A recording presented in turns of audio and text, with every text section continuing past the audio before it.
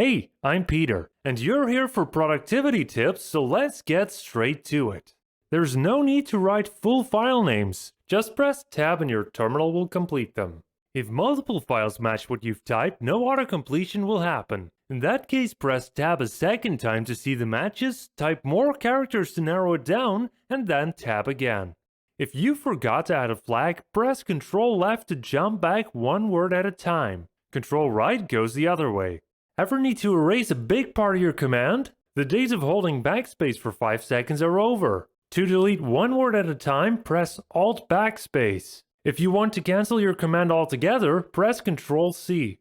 What was that long command again? You could try to find it by pressing the up arrow to cycle through your entire command history, but there's a shortcut. Press Ctrl R, type a part of your command, press Ctrl R again to cycle to the next result, and press Enter once you like what you see. Need to return to your previous working directory? CD- will always get you back to where you came from. If you're a developer, you probably use Git. You'll be happy to know that the previous trick also applies when changing branches with Git checkout. Sometimes it's helpful to see more than one terminal at a time. If you use Terminator, you can right-click, split your terminal, and get more of them. And more. You get the gist of it. It's like tabs without the switching. If you're more of a keyboard person than a right-clicky person, you'll probably want to check out Tmux. For a horizontal split, you can press Ctrl B followed by double quote. Personally, I think that Tmux's default configuration requires a bit of tweaking before it's useful. It has a steeper learning curve, but it's more powerful than Terminator. We already covered repeating frequently used calls with Ctrl R, but you can also alias them. Here's an example where I make an alias called HW, which does an echo hello world, and you can go nuts with this stuff. Do I really need a shortcut to watch a movie in my terminal? The answer is yes. Alias definitions remain in place until the end of your session. If you want to keep an alias around for later use, add it to your shell's run commands file. This is usually .bashrc in your home folder, assuming you run bash. After saving it, make sure the changes take effect by either sourcing your RC file or restarting your shell.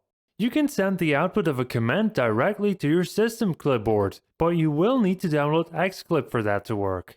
Once you have it, try piping the output of any command to xclip-selection clipboard. Good, it works.